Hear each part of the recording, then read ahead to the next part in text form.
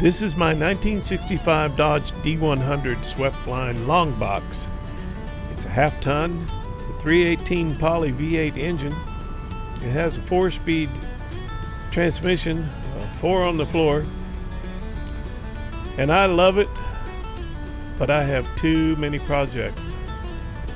So I'm going to offer it up for sale and try to find a good home for it. Somebody who will love it the way I love it, but has the time to take care of it and maintain it the way it should be done. Spends too much time sitting, and that's not good for them. Someone needs to drive this truck and enjoy it. Need to take it out for Sunday drives, take the grandkids, go get ice cream, whatever. But it needs to be driven and loved the way I love it. So, sadly, for me, it's for sale.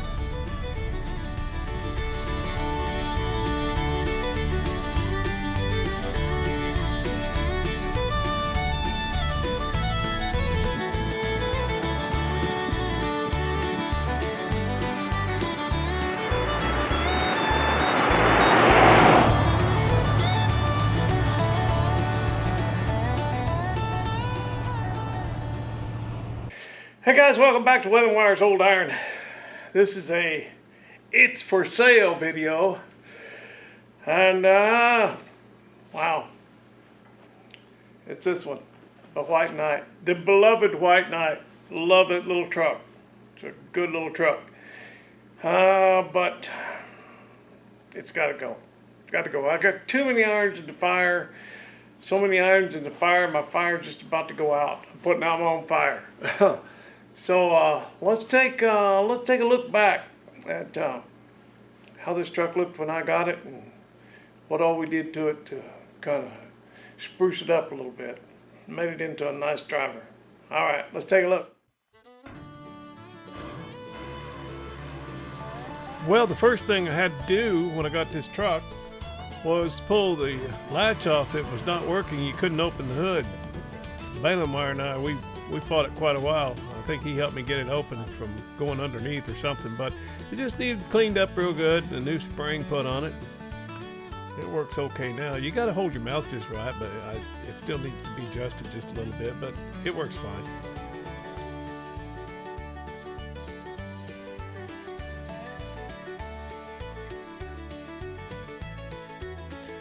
The next thing I had to do was change out the slave cylinder for the clutch. It's got a hydraulic clutch.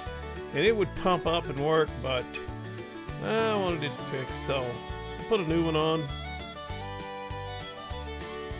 This was the first time I revealed it to the YouTube audience right here. Oh, and this thing has a Sears gauge and a system on it. That's how you air up your air shocks. There's a vacuum pump out on the engine. Pretty cool. It'd be cool to get that thing working. That's vintage stuff. That's out of the 60s probably, when Sears used to mean it was good stuff back then, you know.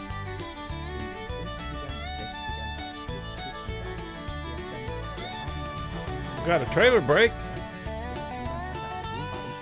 You know, these beds are a little bit longer than a Chevy or a Ford.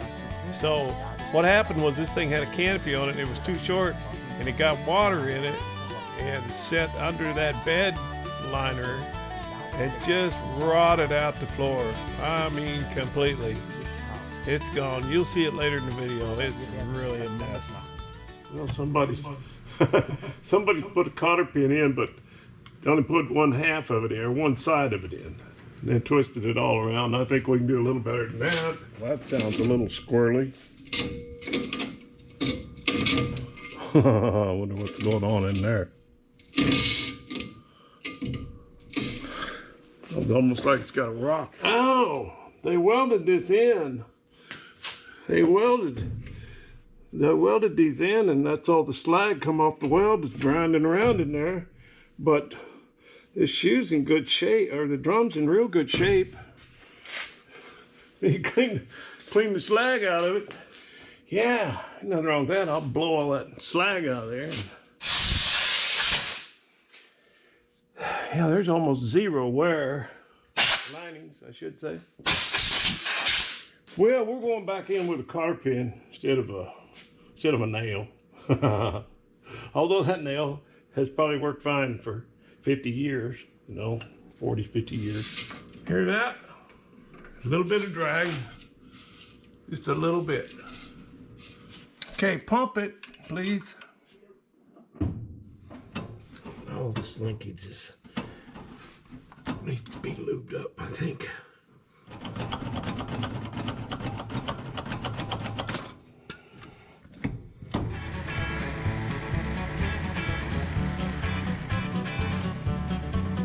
Alright, I got this thing in the air and I adjusted that clutch, and I got those inner wheel bearings packed with grease, and now I'm about to check the grease in this hind end. Alright, so that ground is not working. We know the bulb's good, so we're going to get this thing in the air.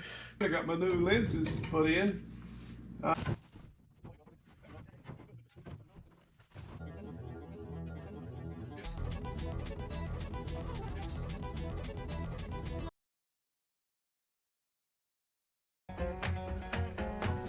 When we first got it, we took it for a drive. Noah was driving it, and thought it ran out of gas, and towed it home, and then found out it was full of gas, and eventually discovered it had a collapsed fuel line, so I repaired that.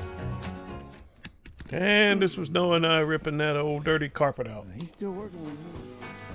I sanded all the old glue and all the rust off of the cab on the inside and treated that, and installed a brand new headliner. Boy, it's blue, isn't it? I added some new foam to that wore out seat, and here I'm starting to install the carpet. And I conned a friend of mine into helping me install the brand new seat covers. Ain't that pretty? I pulled the rusted door panels off and sanded those down so they would accept some adhesive, and use some of the same material as I used on the headliner to cover the door panels. Now they match. Here it is with the new seat cover and the carpet in, and also added some black mats, and it looks pretty good. All finished up. Next, I painted the visors to match the headliner and the door panels. Next, I began the horrendous job of removing all that old rotten metal out of the bed, and it was a job.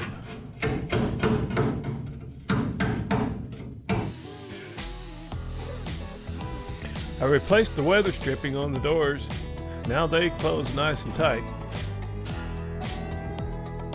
It did exactly what I hoped it would do, and that is take all that slack out of that door. That's beautiful. I'm happy with it. Got a little weight reduction going on back here. That's no big deal. We can get better gas mileage.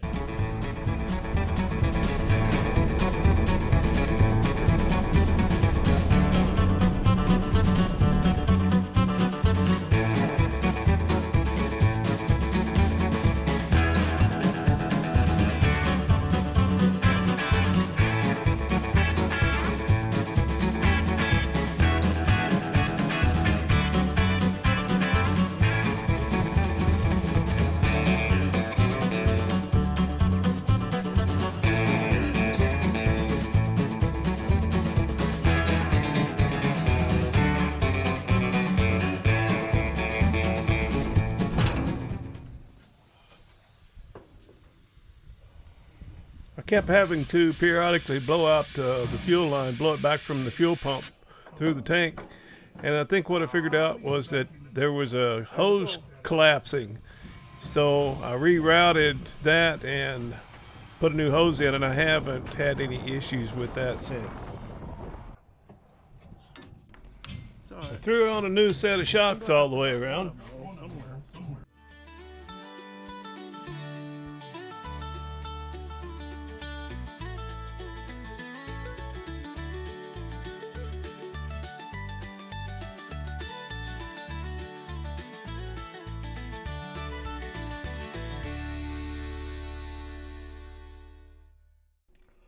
Well, this was by far the biggest project I had to do on this truck, was getting all that old metal out of there.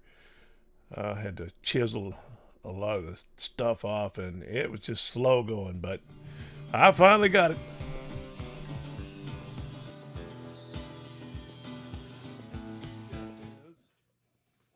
The next step is, well, I'll tell you, getting all that old rotten floor out of there was quite an undertaking. It was a chore. I knew that old gas tank was probably dirty inside, so Noah helped me pull the seat out. Got it. And we pulled the tank out. There's still quite a bit of gas in it. And we proceeded to give it a good old redneck cleaning. Yeah, that's what we were dealing with. There was a lot of rust in there. So, being the good rednecks we are, instead of buying a new tank, we screened some gravel and got the right size and washed it real good and put it in that tank and sloshed it all around and cleaned it out really good. You know, the redneck way. And we both gave it the eagle eye inspection. Oh yeah. Well, that bottom's pretty smooth now. Yeah. And decided it was pretty good. The other one was so easy. I installed a new sending unit, but the fuel gauge still doesn't work. I'm wondering if there isn't a ground up on the gauge in the dash. Maybe that's bad. But it's got a good unit and a good sock on it now, so the tank's clean. No. And now for the biggest job of all. I've got to do something about that bed floor, or lack of. The beds on the Dodge are about 3 inches longer than a Ford or Chevy. So those metal strip kits that you can buy, they won't work on a Dodge. So I got some metal strips and just made my own. For the bed floor, I just laid out some pine boards. I don't expect this is going to be driven in the rain much, so I figured that would be a good enough flooring. Person could have went with oak, but like I said, I don't think it's going to be out in the weather much, so it looks good. In the first clip where I was cutting metal, I was cutting some cross members to lay across to bolt the boards down to. Now I'm cutting the strips to cover the cracks between the boards.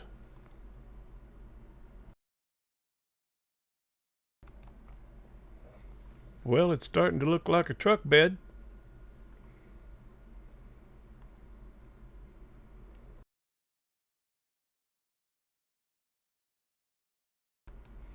Next, I started punching and drilling holes. I forget how many bolts I put in there. It was a lot. It was a lot. This was really time consuming, but I think it was worth it. Wait till you see the finished product. Once I got everything laid out just ever so, well, then I started drilling holes, putting in bolts.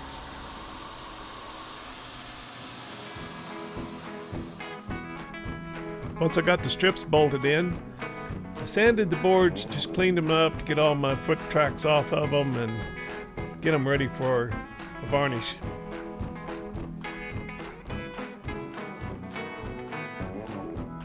First I put on some dark stain.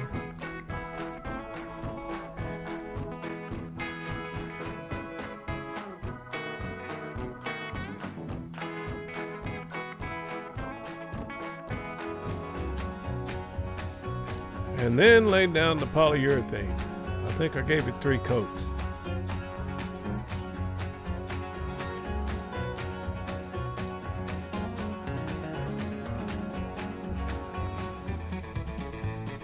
Once I got the bed squared away, I started laying down a coat of Poppy's Patina.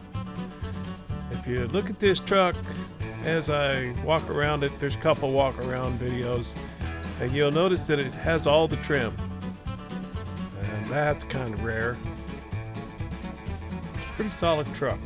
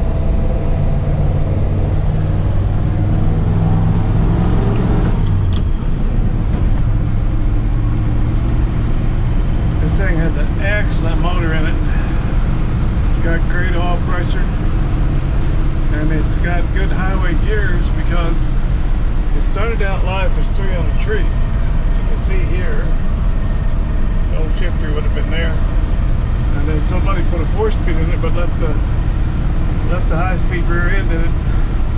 So it's got really good highway gears. It runs down the road at low RPMs. I haven't checked to see what kind of mileage it gets, but I expect it's pretty good for an old 318 Poly. I'm amazed at how quiet it is. The old flat tappets, you know, solid lifters. But yeah, it's real quiet. Good running motor. I better shut up or I'm gonna fall in love with it and keep it. That's my problem. I want to keep everything,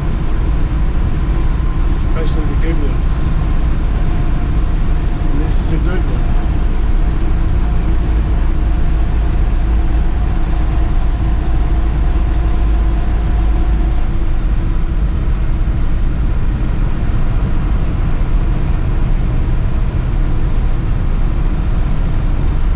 Lots of torque.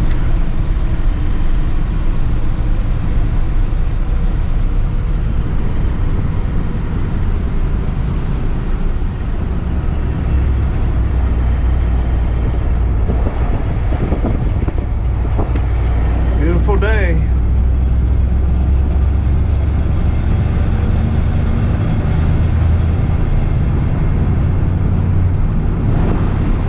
I'm in 3rd gear, by the way. Dug down 20 miles an hour and then it just pulls right out of it. Torquey old motor.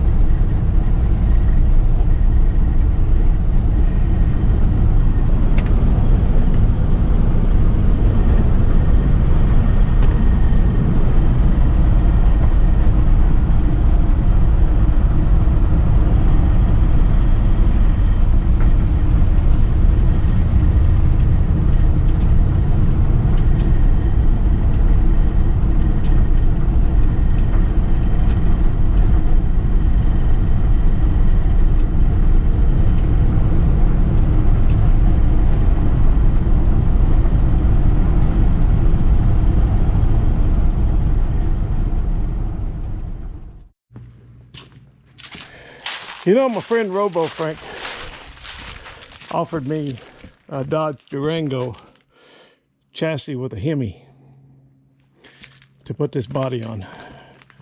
And that's really what should happen to this truck. It's in such good condition as far as no rust.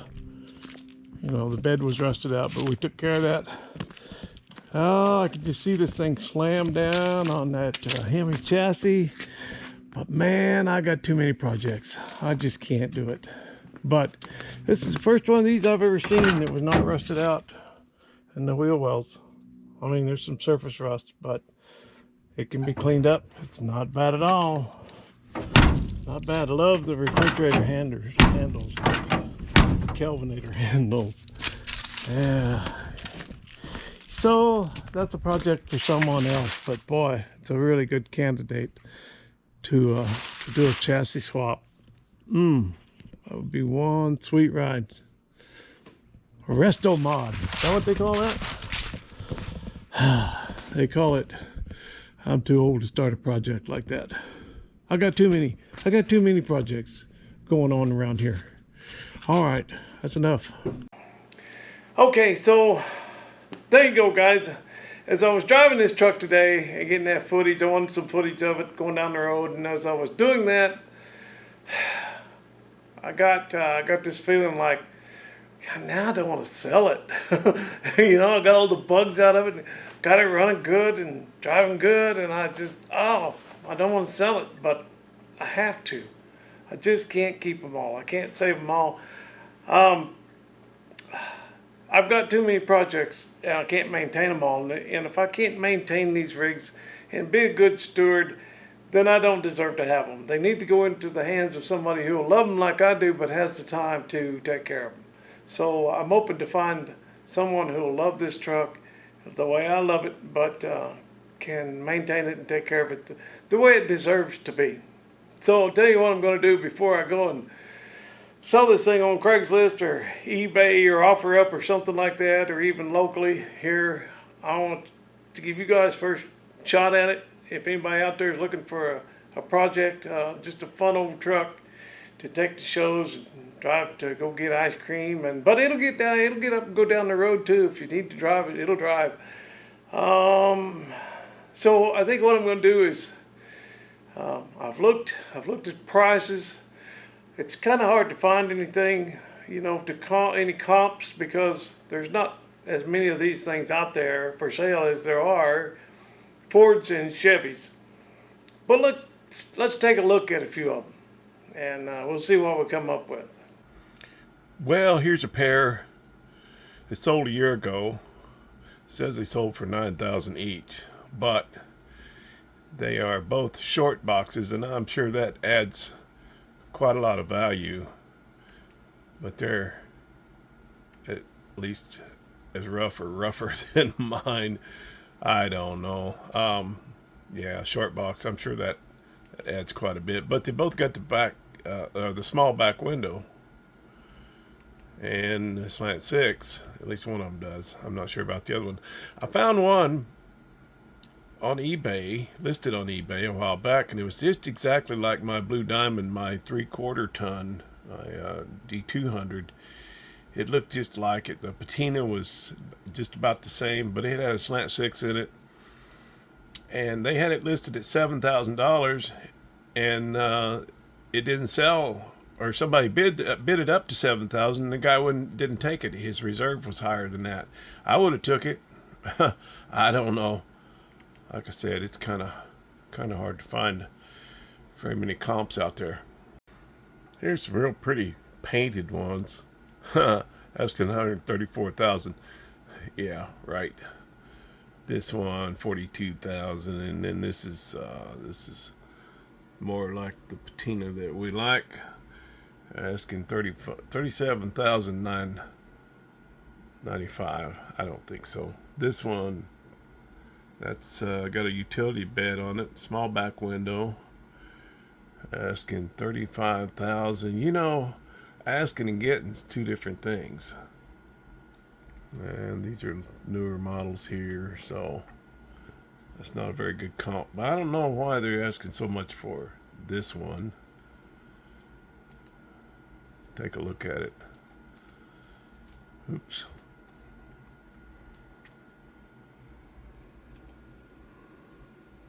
It's got a bed. They didn't put the strips on it like I did. Just put a wooden bed in it.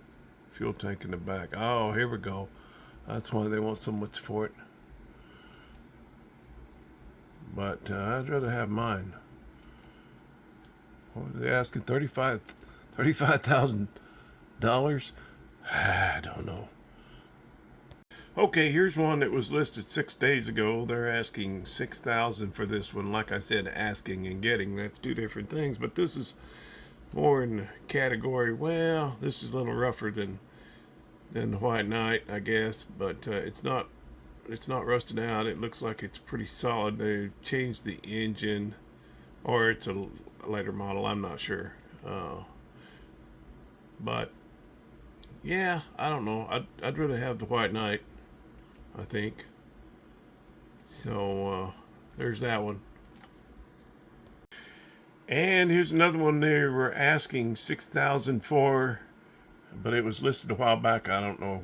I'm sure they didn't get that much for it, but anyway, it doesn't have the right bed. You can see it's way too short. And it said in the ad that it was the wrong bed. It didn't fit the truck, but for some reason that's what they got on there. But yeah, wanted $6,000 for that one. But who knows what they actually got for it. And here's one that was recently listed, and they're asking $10,000 for it. This is more like the White Knight, I mean, condition-wise, except, I mean, there's some patina on it. You can see up here, but it's got the small back window. It doesn't have the original engine in it. I don't think. It's got the 383, and I can see a little more patina right here. There's a couple little rust spots, but it's got all of its trim. It's pretty straight, pretty clean. Yeah, I don't know what's going on there, but there you go, 383. So there's that one.